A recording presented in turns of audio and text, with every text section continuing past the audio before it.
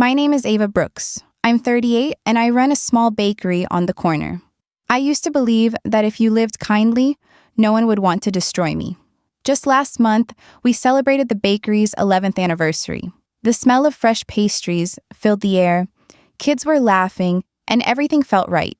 My landlord, Vince Leary, dropped by like always, coffee in hand, calling me the pride of the neighborhood. I believed him. Until that Monday morning, when I found a strange envelope slipped under my door. And a few days later, a man I'd never seen before stood outside the shop with a pipe wrench and whispered, "You should leave before something burns." They thought I'd run, but they picked the wrong woman. If you've ever wondered how a baker fought back against a man who thought he owned everything, stay with me. Hit like, subscribe, and let me take you back to the day it all began to unravel. He said he supported small businesses. Right before he sent a fake eviction notice and had a stranger threaten me with a pipe wrench. For 11 years, I ran my little corner bakery like it was sacred ground. The scent of cinnamon rolls and rosemary biscuits drifted out every morning, drawing in the same familiar faces. Kids clutching allowance coins, nurses on night shifts, retired couples who met over pie. We held birthday parties in the back room, taught after-school cookie classes, and every last Friday of the month, we gave away whatever we had left to anyone who needed it. It wasn't just a bakery. It was home. It was mine. Vince Leary, my landlord, had always played the part of the community champion. He shook hands like a politician, always with that practiced warmth, always stopping by my shop for a black coffee and a keep up the good work nod. He called me one of the pillars of the neighborhood. I used to smile when he said it. I used to believe him. Then came the envelope. No warning, no conversation. Just a thick manila envelope slipped under the door early one Monday morning. Inside, a violation notice accusing me of breaching the lease, misuse of common areas, failure to comply with health codes, and an order to vacate the property within 30 days. I laughed at first. Laughed because I'd never missed rent. My inspection certificate had been renewed just last month. I had nothing to hide. But that week, the shop began to bleed. One night, the exterior lights went out without explanation. The next day, the back pipe burst and flooded our dry storage, ruining every last batch of prepped dough.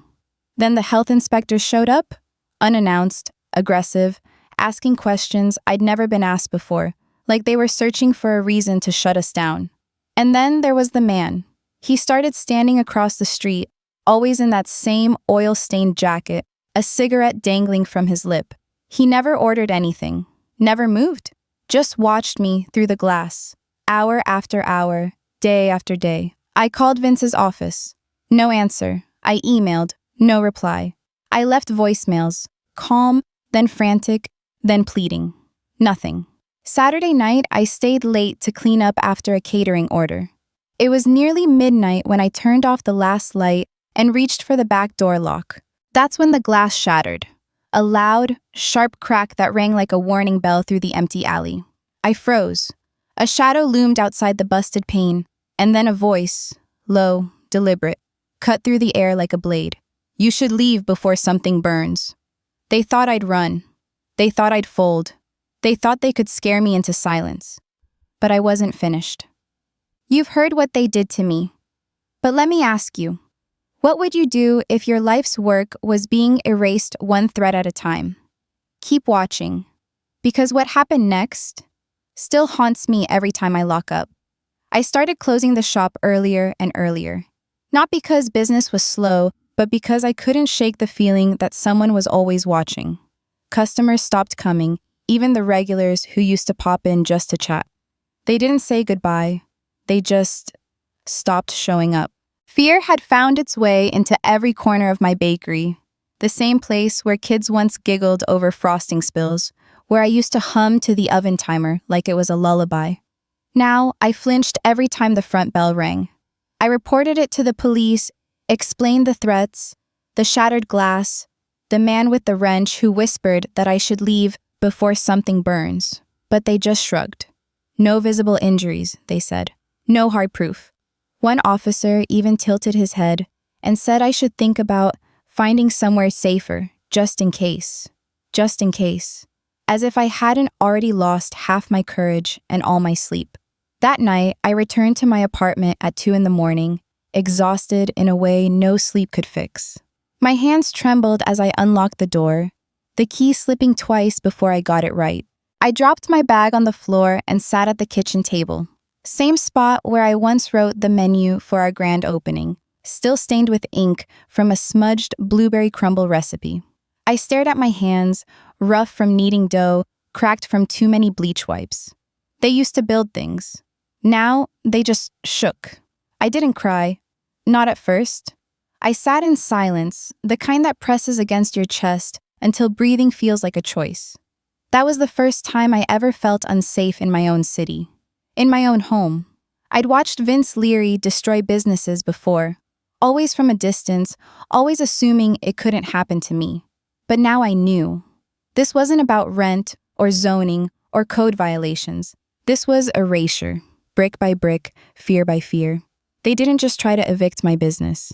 They tried to erase everything I'd built with my own hands.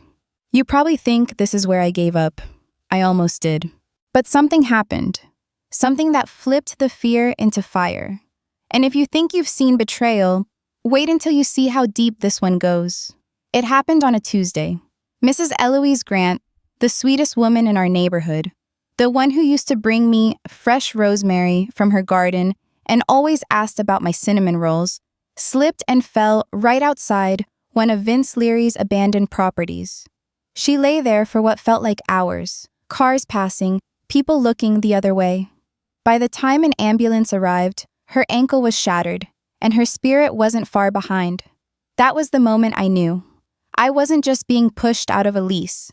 I was next in line to be erased, just like the rest. And if I didn't do something now, someone else would be left in the cold with more than just broken bones. 2 days later, I saw him. Marco Diaz, the same thug who once whispered threats outside my bakery, now strolling confidently into the city permit office. No disguise, no caution, just arrogance. I watched him hand off a folder to a city employee, then step outside to light a cigarette. That's when I saw it. Ink curling up the side of his neck, a tattoo of a gear with flames inside. It matched the logo on one of the fake business names that Vince had stamped across my so-called eviction notice. That wasn't a mistake. That was a message. I didn't sleep that night. Instead, I dug through every receipt I'd ever filed, every invoice, every old camera feed from the bakery. I borrowed my cousin's burner phone and started recording every late-night call. I took photos of license plates, printed out city records, traced shell company names through the maze of digital shadows they thought I'd never find. I kept a notebook in my apron and wrote down everything. Times, faces, threats, names. I wasn't confused, I wasn't delusional, and I damn sure wasn't dead. They thought they were dealing with a tired woman behind a counter, too busy baking to notice the mold beneath the walls. But I was watching now. I was listening. And for the first time, I wasn't waiting to be saved. I was building my own case, brick by brick, truth by truth. The apron stayed on, but I wasn't just kneading dough anymore. I was collecting ammunition. At this point, I wasn't just a baker anymore. I was a witness, a warrior, a woman with nothing left to lose. And if you're still with me, you won't want to miss the first shot I fired back. Her name was Carla Moreno. The last time I saw her, she was barely tall enough to see over my pastry counter, pointing at a blueberry tart with sugar-sticky fingers. Now, she walked into my shop like a storm in heels, sleek ponytail, silver-rimmed glasses, and a briefcase packed with justice. She didn't waste time with small talk. I handed her the folder I'd compiled. Photos, voice memos, permits that didn't add up, threats typed in bold caps, timestamps and faces, and ink-stained paper trails. She flipped through it with the precision of someone who knew what it meant to stare down power and say, "Not today." "You know," I said, trying to mask the tremble in my voice, "I don't just want him to stop. I want to make sure he can never do this to anyone else again." Carla smiled, slow, sharp, and familiar. "Good," she said. "Then we won't go soft. No cease and desist. No polite mediation. No, I want to go biblical. That afternoon, we drafted the first letter, a legal warning addressed directly to Vince Leary's office through his representation. It wasn't loud, it wasn't public, it was strategic. A quiet shot across the bow, written in the language men like him understood: leverage and consequence. While Carla worked her legal magic, I pressed send on something else entirely: an encrypted upload of all my evidence to a statewide investigative newsroom. I didn't expect a response so soon. But 3 days later, I got an email from a senior journalist with a name I'd heard on the evening news for years. It was short, just one line: "We're on it, and we believe you." I stared at the screen, breath caught in my throat, the bakery humming silently behind me. Vince thought this was about rent. He thought I was some small-town woman too scared to push back. But what he didn't know, what he never bothered to learn, was that I'd spent my whole life feeding a community that fights for its own. And this time, I wasn't just baking bread. I was kneading justice into every line of paperwork, every press inquiry, every goddamn comma. This wasn't a plea, it was a warning, and I was done being polite. He thought I was bluffing, that I'd disappear like all the others. But are you ready to see what happens when the bullied finally pushes back, in front of the whole city? It happened at precisely 2:47 p.m. The sun was sharp overhead, casting glinting halos on the tinted windows of the developer's office building.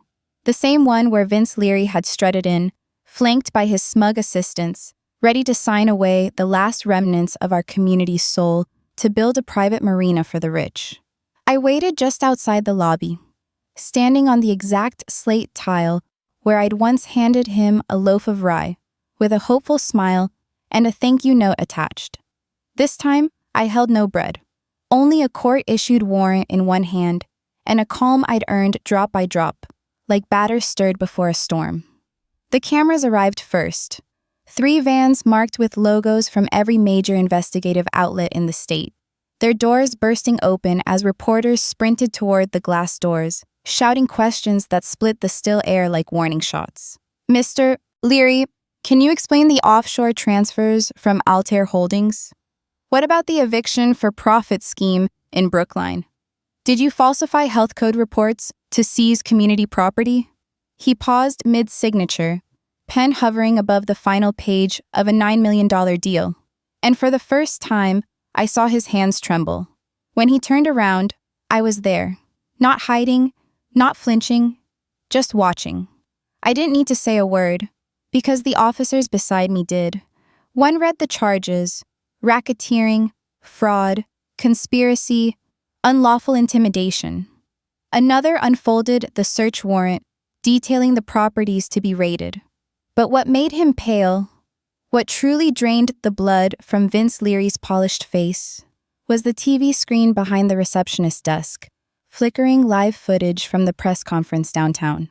There it was, a blown-up logo of his most carefully hidden shell company, the one he thought no one could trace, sitting in the center of a crime web like a rotted heart. And below it, the headline burned in capital letters: "Community Hero exposes landlord's criminal empire." He didn't shout. He didn't plead. His jaw clenched once, then again, like he was trying to chew down the panic rising in his throat. But it was too late. When they pulled his wrists behind his back and tightened the cuffs, he finally looked at me, not as prey, not as some small-town baker, but as the storm that had dismantled his kingdom. He didn't speak. Not even when they walked him past the bakery I had rebuilt with ash-covered hands and blistered hope. Not when the crowd across the street applauded.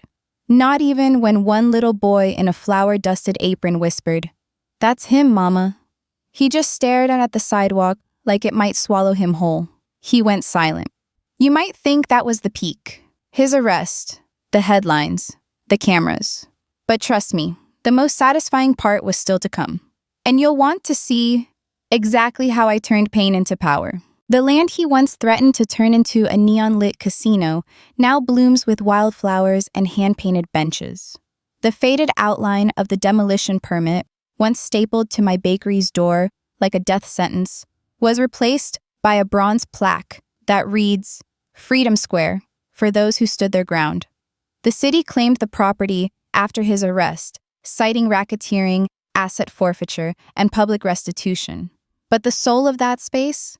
That belonged to us, the grocers, the barbers, the cafe owners who'd once watched our livelihoods dangle at the whim of his greed. I joined the city council's restoration board and made one request. Let it be a park, not a shopping plaza, not another chain store. A park where people could remember what community costs and why it's worth everything. And right across the street, directly facing what used to be his marble and glass headquarters, I opened the last slice.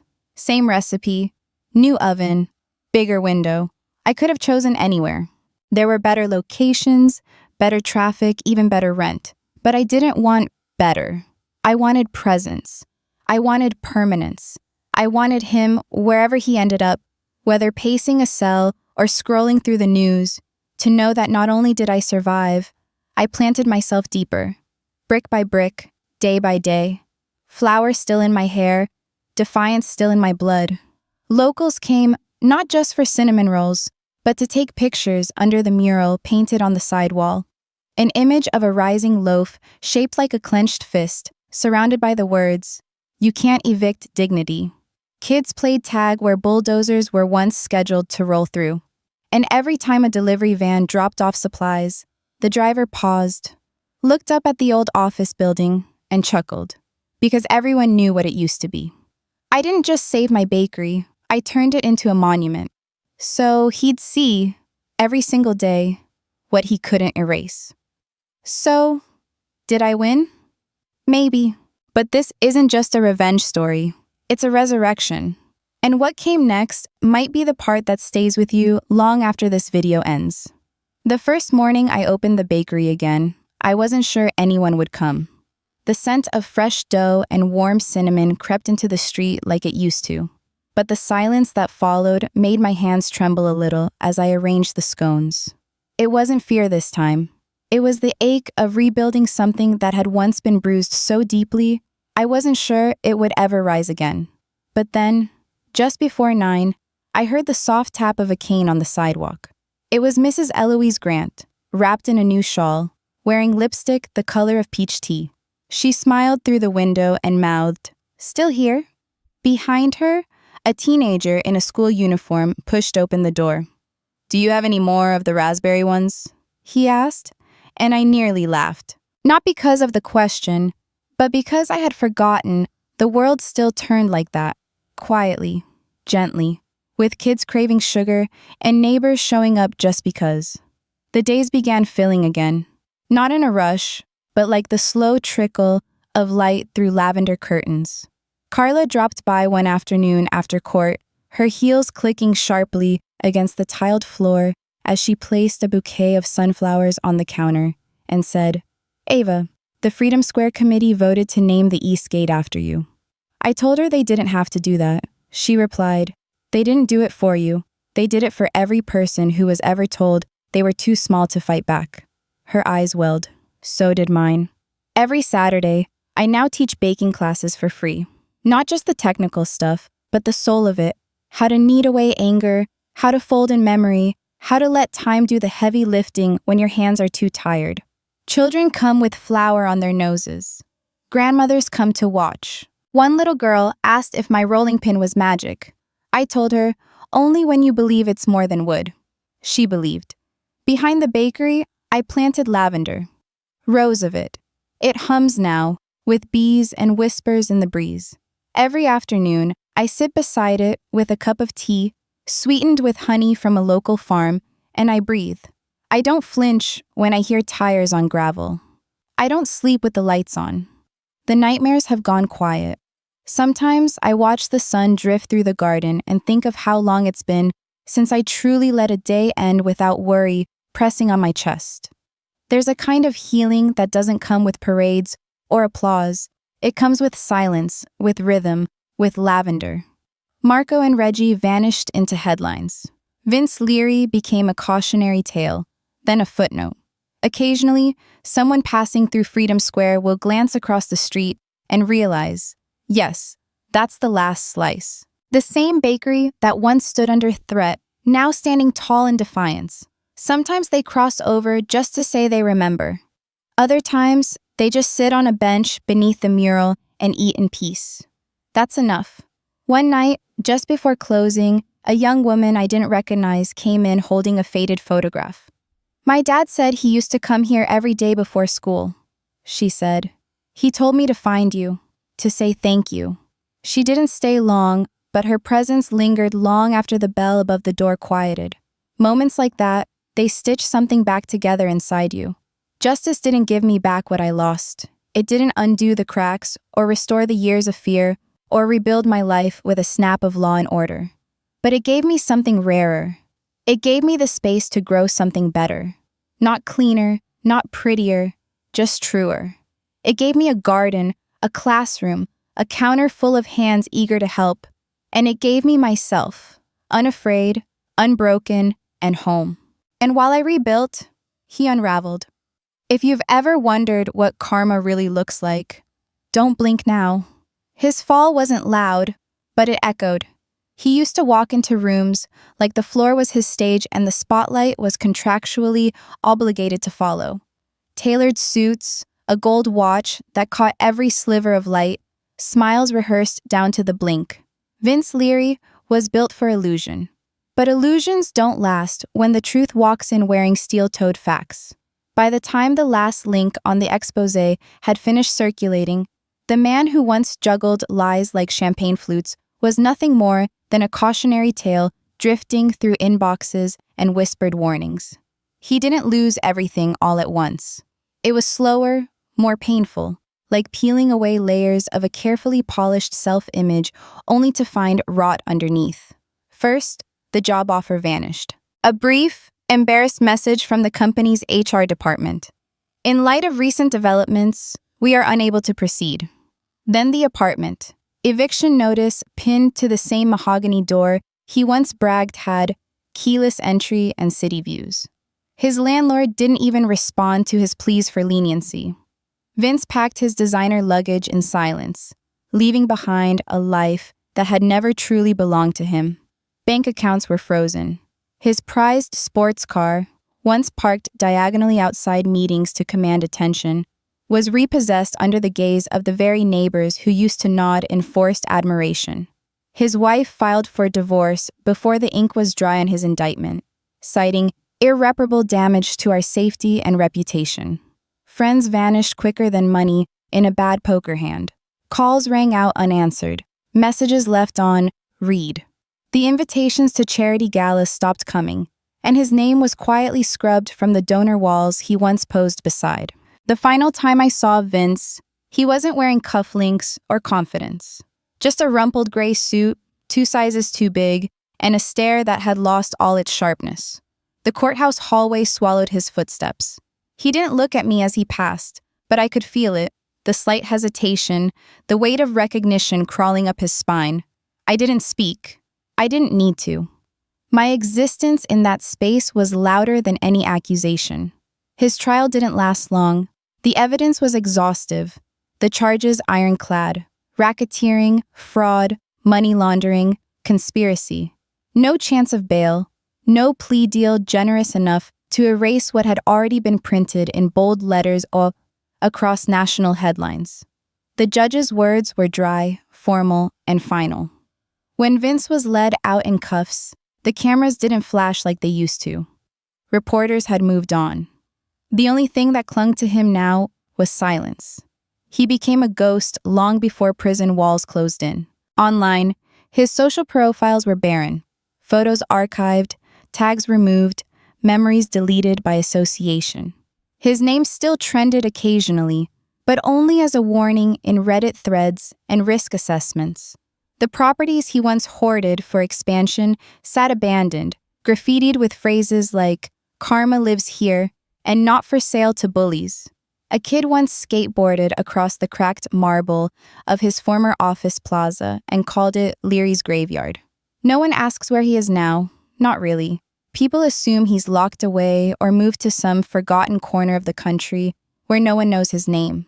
But even in his absence, the shame lingers, etched into silence, branded onto every shuttered door he once slammed shut on someone else's future. I've passed his old building more than once. I don't stop. I don't smile. I just let the shadow of his collapse stretch quietly behind me, long and fading. He vanished from the headlines. But every empty property he left behind still whispered his name in shame. And now that he's vanished from the headlines, let me show you what legacy really means. Because my story didn't end with justice. It started something even bigger. I never wanted to become a symbol. I just wanted to bake bread, pay my bills, and bring joy to the people who walked into my shop with tired eyes and empty hands. But when someone like Vince Leary tries to erase people like me, quiet builders, dreamers with flour on their aprons, and keys to doors that still creak with history, we either vanish or we become something stronger. I chose stronger. After the storm had passed and his empire lay in embers lit by truth, I found myself staring at a different kind of blueprint. One not for walls and ovens, but for protection, for justice, for kindness sharpened into armor. That's how Bakers Against Bullying was born. Not out of spite, but out of survival. A community-funded initiative. Small at first, just a modest fund and a rented office above a hardware store. But its purpose was clear: to help the next person like me before the fear could take root. To offer legal aid, relocation grants, even just someone to show up when an eviction notice slid under the door at midnight.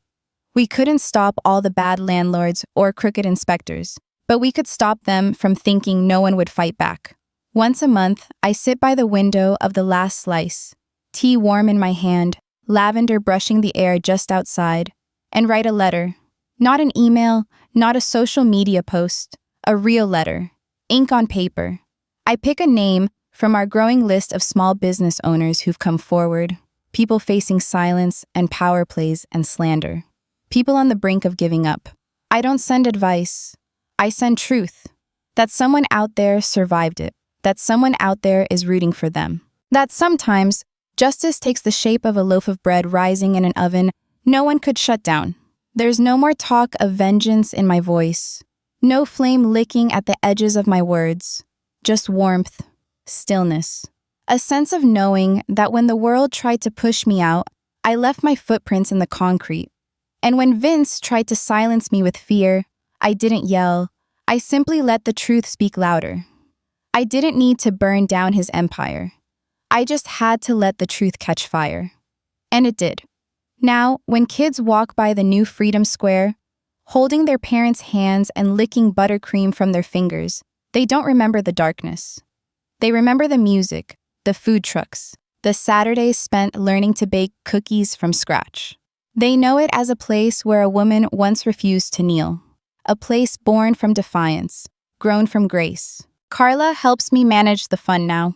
Pro bono on most days, still fierce in her tailored suits, still believing in justice without compromise.